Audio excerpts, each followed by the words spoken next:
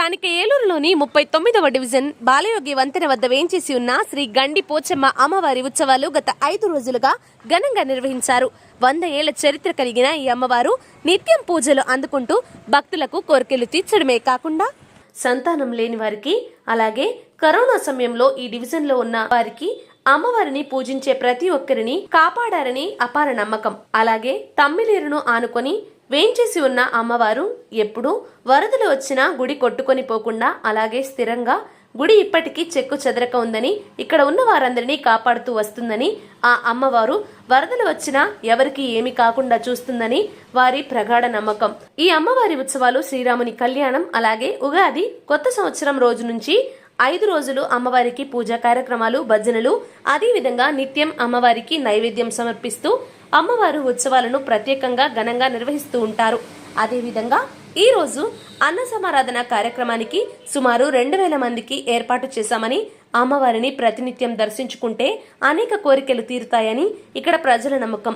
అదేవిధంగా ఎంతో పురాతనమైన ఈ ఆలయాన్ని కాలక్రమేణా కిందికి కుంగిపోయే విధంగా ఉందని, ఈ ఆలయాన్ని పునర్నిర్మిస్తే అనేక మంది భక్తులు వచ్చి అమ్మవారిని పూజించుకొని మొక్కుబడులు చెల్లించుకుంటారని కమిటీ వారు ఆశ వ్యక్తం చేస్తున్నారు. ఇప్పటికైనా ఈ ఆలయాన్ని అధికారులు కానీ, రాజకీయ నాయకులు కానీ చూసి సహకరిస్తే ఇక్కడ ప్రజలు వారందరినీ గుర్తుపెట్టుకుంటారని, అలాగే ఈ అన్నదానానికి, అలాగే పూజా కార్యక్రమాలు నిర్వహించడానికి సహకరించిన ప్రతి ఒక్కరికి కమిటీ వారు ధన్యవాదాలు తెలిపారు. ఈ కార్యక్రమంలో చింతాటి ఫణికుమార్ మరియు రాధికా దంపతులు, కమిటీ సభ్యులు పలివెల నూకరాజు, రెట్టపల్లి వీర్రాజు గారు, చింతాటి శివకుమార్, రాయి వేమలాదేవి గారు, రాయి అనిల్ కుమార్ గారు, పలివెల రవణమ్మ గారు, పలివెల హేమంత్ బాబు, చింతాటి మధుసూదన్ రావు, చింతాటి ప్రసాద్, చింతాటి శివరామకృష్ణ, జోరింగుల శివ, జోరింగుల కనకరాజు, తిరగాసి అంజిబాబు, పలివెల దాసు, పాలకొండ పోలయ్య, పలివెల నాగు మరియు కమిటీ సభ్యులు తదితరులు ఈ కార్యక్రమంలో పాల్గొన్నారు. నమస్కారం అండి. మా 39వ డివిజన్ బాలయోగుంతన కాడ గండిపోచమ్మ శ్రీ అభయ ఆంజనేయ స్వామి మాకు 50 ఏళ్ల కింద మా తాతల తండ్రుల కానించి ఇక్కడ ఎలిసి ఉన్నారండి. వాళ్ళు ఉన్నంతసేపు వాళ్ళు చేశారండి. వాళ్ళ తరం అయిపోయిన తర్వాత మా పిల్లలు, మా మేనల్లుడు తీసుకొని మా మేనల్లుడు ఈ ఉత్సవాలు జరుపుతున్నారు. దాని నిమిత్తం మీద మా మేనల్లుడితో పాటుగా మేమందరం ఉండి ఈ కార్యక్రమాన్ని జయప్రదం ప్రతి సంవత్సరము ఉగాది శ్రీరామనవమి అయిన తర్వాత అన్న సమారాధన మేము చేస్తున్నాం. ఆ తల్లి ఇచ్చిన దాతల వల్ల మేము 2000 మందికి పెట్టుకుంటున్నాము. అమ్మవారిని పైకి లేపాలని మా కోరికండి. మీరందరూ సహకరించి మా అమ్మవారిని పైకి లేపాలని కోరుకుంటున్నాం. 1982లో స్థాపించారు అమ్మవారు, మా తాతయ్య గారు. అదే ఆధ్వర్యంలోని మేము కుర్రోళ్ళందరూ కలిసి ప్రతిరోజు అమ్మవారికి పూజలు పునస్కారాలు చేసుకుంటూ, అలాగే ఉగాది ఉత్సవాలు 10 సంవత్సరం అలా చేసుకుంటూ వస్తూ అన్నదానము 2000 మందికి ప్రతి ఏడాది కొత్త అమావాస్య రోజున పెడతామండి. అది ఈ రోజున అన్నదానం జరుగుతుంది. మాకు సహకరించిన అన్నదాతలు అందరికీ నా కృతజ్ఞతలు చెప్పుకుంటూ, ఆ అమ్మవారు మమ్మల్ని కాపాడుకుంటూ మమ్మల్ని రక్షించుకుంటూ చూసుకుంటుందండి. 3 రోజులు అమ్మవారు అలాగే వాటర్లో ఉంటారండి. ఉండబట్టే మేము పేట ఈ రోజున ఇలా ఉందంటే ఆమె బట్టే మేము ఉన్నది. మాకు గండిపోసమ్మ తల్లి, మా గంగనమ్మ తల్లి మాకు నిత్యం ఎల్లవేళలా మమ్మల్ని కాపాడుతూ ఉంటుందండి. స్థానిక బాలయోగి వంతెన దగ్గర శ్రీ గండిపోసమ్మ తల్లి వీరాంజనేయ స్వామి అమ్మవారిల ఉగాది నిమిత్తం, ఆలయ నిమిత్తం మీద ఈరోజు భారీ ఎత్తున అన్నదాన కార్యక్రమం చేయడం జరిగింది.